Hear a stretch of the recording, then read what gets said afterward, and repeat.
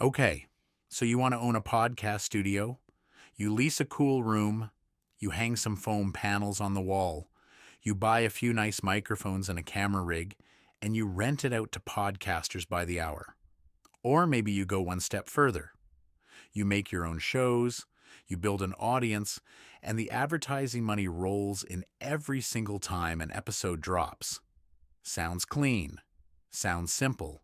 A room, some gear, some content, and a slice of the fastest growing format in all of media. And if you look at the surface numbers, it is seductive. The global podcast industry generated roughly $7.3 billion in revenue in 2024, and that figure is on the conservative side. There are more than 4.5 million podcasts in the world. Podcast advertising in the United States alone crossed $2.8 billion in 2025 and is still climbing at double digits every year. From the outside, it looks like you are getting in early on the next television, back when a television network was still cheap to build. Here is what nobody tells you. A podcast studio business is not one business. It is two completely different businesses wearing the same hoodie. One of them is a low-margin real estate and service operation that competes every single day with a guy recording in his spare bedroom for free. The other is a brutal, winner-take-all attention business where a microscopic handful of shows capture almost all of the money. And you cannot buy your way in, no matter how beautiful your studio looks on camera. Most people build the first business, believing it is a doorway into the second. It is not. And the gap between those two things is exactly where the money and the dream quietly die. Let me walk you through the entire machine. Start with what this business actually is, because almost everyone gets it wrong before they spend a dollar. When you build a physical podcast studio, you are building a very specialized piece of real estate. Your costs are fixed, and they show up every single day. The lease is due whether anyone books the room or not. The equipment depreciates whether it records a Grammy-winning show or sits in the dark. The editor you hired gets paid whether this week's episode gets 10 downloads or 10 million. Your revenue, on the other hand, is entirely variable. And here is the part that matters. It does not depend on how good your room is. It depends on attention. And attention in podcasting is the single most concentrated, most unequal resource in modern media. You are not selling a product with a stable price. You are renting slices of human attention that you do not own, cannot manufacture, and cannot control the price of. That is the trap in one sentence. Your costs are certain. Your audience is not. And the thing that actually generates money in this industry, a large and loyal audience, is the one thing your studio cannot produce. So let us build it anyway, and watch what happens to the numbers. The first surprise is how wide the cost range is, because podcast studio describes four completely different things.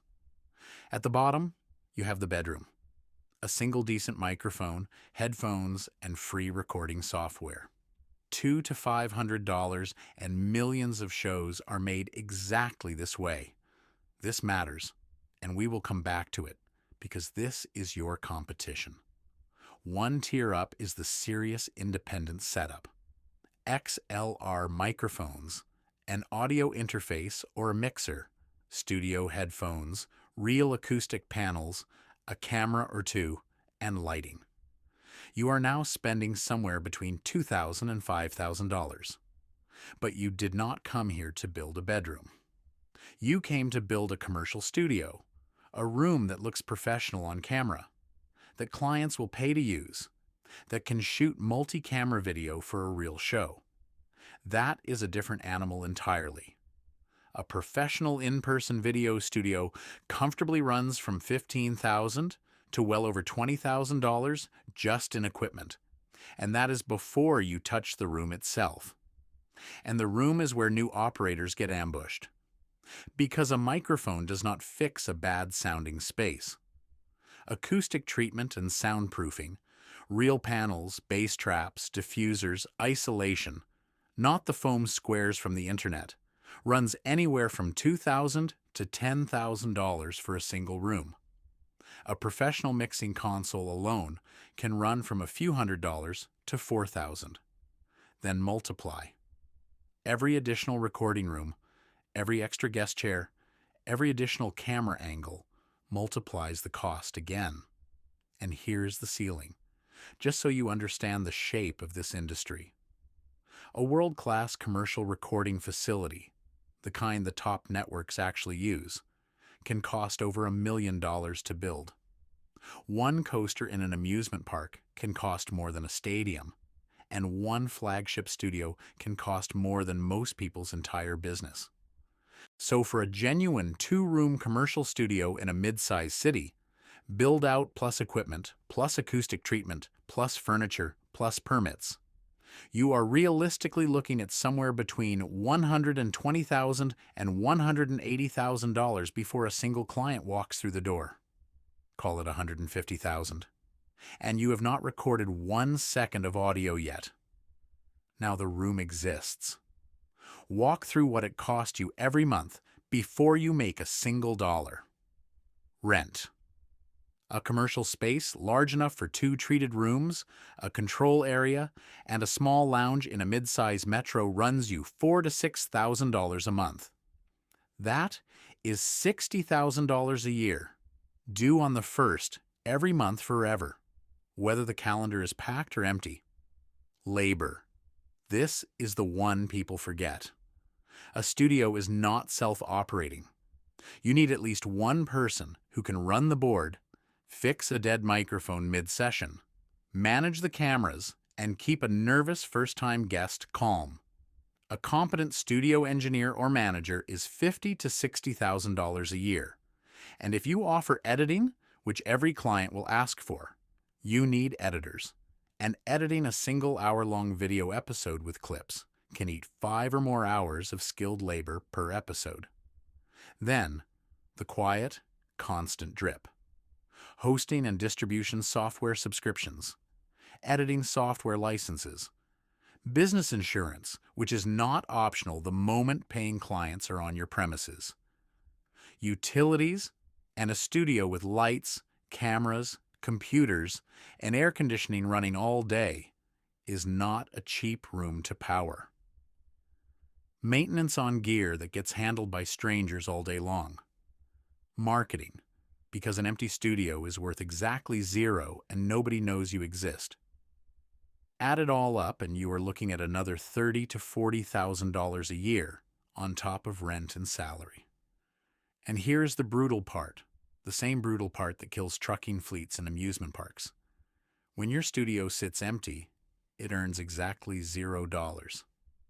But the rent does not pause. The salary does not pause. The insurance does not pause. Every hour that room is dark is an hour of pure loss, and there are a lot of dark hours in a week. So how does a podcast studio generate revenue? There are 3 doors, and each one is smaller than it looks. Door 1 is renting the room. Professional studios charge by the hour, typically somewhere from $75 to $150 an hour, depending on the city and the setup. Feels great on paper. $100 an hour, 10 hours a day sounds like a money printer. Except nobody books 10 hours a day. Podcasters record for an hour or 2, once a week or once a month. Your demand is lumpy, it clusters on evenings and weekends, and your beautiful room sits empty for most of the daylight hours you are paying rent on. Realistic utilization for a healthy independent studio is a fraction of the time it is available. Door 2 is production and editing services. This is where the better margins actually live, because you are selling skilled labor, not just square footage. You edit the episode, you cut the clips for social media, you master the audio, you handle the thumbnails. Clients will pay real money for this. But it is a service business. It scales with human hours, not with a button. Every dollar of it costs you labor. Door 3 is the one everyone is actually dreaming about. You stop renting to other people, and you make your own shows, and you sell advertising. And this is where you leave the real estate business and step into the attention business. And the attention business does not care about your studio at all. Podcast ads are sold on a metric called CPM, cost per thousand downloads. Here is roughly what the market pays in 2025 and 2026. A programmatic ad, the kind machine inserted with no host endorsement, pays somewhere between $8 and $18 per thousand. A host-read mid-roll ad, where the host personally reads it, pays $25 to $50 per thousand, and in premium categories like business, finance, and B2B technology, host read ads can command $40 to $65 per thousand. Now the math. Say you build a solid, respectable show that averages 5,000 downloads an episode. That is already better than the vast majority of podcasts on Earth. You sell 2 host read mid-roll spots at $30 CPM. 5,000 divided by 1,000 times 30 times 2 spots. That is $300 per episode. Publish weekly, and that show grosses about $15,000 a year in ad revenue. Before you pay to produce it, $15,000. From a show that beats most of the field. Now go back and look at your $60,000 rent bill. Assemble the whole studio in a good year. You built it for $150,000. 2 rooms, each booked a healthy 25 hours a week at a blended $100 an hour, plus editing on top. In a strong year, rental and production bring in about $240,000. Now subtract rent, $60,000, labor, $90,000, software, insurance, utilities, and maintenance, $30,000, marketing, $15,000, total costs, around $195,000. You keep about $45,000, not per month, for the whole year. On a $150,000 build-out, that is 3+ years just to get your money back, and that is the good year, where the rooms stayed busy and nothing broke. And that margin is not protected, because utilization is being quietly destroyed by 2 forces. The first is the spare bedroom. The gear to make a good-sounding show gets cheaper every year, and your customer is always one order away from deciding your studio is a luxury. The second is remote recording. Software now lets 2 people in 2 cities record broadcast quality tracks from home. Your entire in-person pitch is being erased by an app. So run the realistic year. Bookings soften to 15 hours a week per room. Revenue drops to $130,000. Costs barely move, because they are fixed. That is the whole point. Your $45,000 profit becomes a $50,000 loss. The difference between a good year and a bad one is about a dozen booked hours a week. That is the business. Now the deeper problem. Podcast audiences are not spread out. They are stacked. Only about 1 in 10 podcasts is even actively publishing. Among independent shows, roughly 10% capture 95% of all the listening. The shows advertisers actually chase, the ones with real download numbers, count around 1,300 out of millions. So unless you are one of those 1,300, your ad math collapses to programmatic scraps for an audience of a few hundred people. And you are paid on downloads, not listens. Someone can hear 10 seconds and quit, and you still got paid, which works in your favor right up until advertisers measure it better, and the measurement is getting sharper. Worse, ad money arrives weeks or months after the ad runs, while your rent is due now. That gap is a cash flow crisis waiting to happen. Your costs show up every single month. Your revenue shows up only if you win a share of an audience that is already almost entirely spoken for. Which brings us to the company that understood this better than anyone and still could not make it pay. Spotify. Starting in 2019, Spotify spent over $1 billion building a podcast empire. It bought Gimlet Media for around $230 million. It bought Parcast, The Ringer, Anchor. It hired away top radio talent and built its own studios. The most resourced podcast operation ever assembled. And it bled. Spotify made many of those shows exclusive to its platform, which choked their audiences and their revenue. The economics never closed. The company's own CEO eventually called the podcast business a drag on its gross margins. Then the layoffs came, hundreds of jobs, and in 2023, Gimlet and Parcast, two of the most respected names in the entire medium, were dissolved into a single in-house unit and effectively erased. The lesson is not that Spotify was stupid. It is the opposite. The best-funded player on Earth learned that owning studios and making shows is a grind with punishing margins, and that the value was never in the room. So where was it? Look at the one deal Spotify never walked away from. Joe Rogan. Spotify paid a reported $200 million plus for his show, then renewed in 2024 for a reported figure of up to $250 million. They laid off the studios and paid $250 million for one man's audience. The room is not the asset. The audience is the asset. And you cannot build that in a leased room with foam on the walls. And if your plan is to rent your studio to the next generation of creators, understand the ground you are standing on. Roughly 90% of podcasts stop publishing after episode 3. Hitting 20 episodes puts you in the top 1% of all podcasters. The excited creator who books that first session is, 9 times out of 10, gone within a month. Your entire rental model is built on a customer who quits, so you are constantly, expensively replacing churn just to stand still. Is there a version that works? Yes, but it looks nothing like a rented room. At scale, this becomes a network. You stop owning one show and start owning a portfolio, and now the concentration works for you.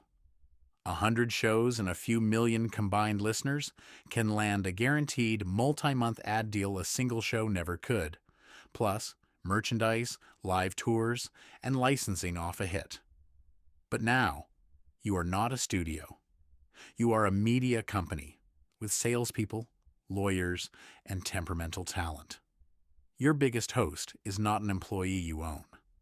They are a brand renting you their audience, and they can walk out the door and take it with them. Put numbers on the two futures. The optimistic one: 2 busy rooms, 4 shows you own, and one of them breaks out. Real downloads, premium host read ads, a repeat sponsor. You clear 200,000 plus, and that one show's audience is worth more than the studio itself. That is the version that builds wealth. The realistic one: remote recording softens bookings, 2 of your 4 shows pod fade, your best show plateaus just short of advertiser magnet size, and its ad money trickles in 2 months late while rent is due now. That year lands somewhere between a small profit and a $50,000 loss.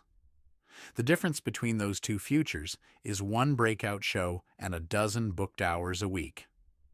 None of that is exotic. All of it happens to someone in this business every month. The operators who build something lasting understand from day one that they are not in the real estate business. They are in the audience business. The room is a cost center. The audience is the asset. They chase the one show that could scale. They build owned intellectual property so their revenue does not vanish when a client quits. And they watch cash like a hawk because ad money comes late and rent comes early. So the next time you see a slick studio, the soft lighting, the 4 cameras, the neon sign glowing behind 2 people in expensive headphones, understand what you are looking at. up to $1 million of build-out, burning rent every day it sits empty, competing against a spare bedroom and a piece of software, chasing a sliver of an audience already owned by about 1,300 shows. It will probably never become. Owning the room is easy. Owning the audience is the whole game, and the people who win figured out, before they ever signed the lease, that they were never really buying a studio at all. They were buying a lottery ticket for the only thing in this industry that was ever worth anything: attention. And attention was never for sale.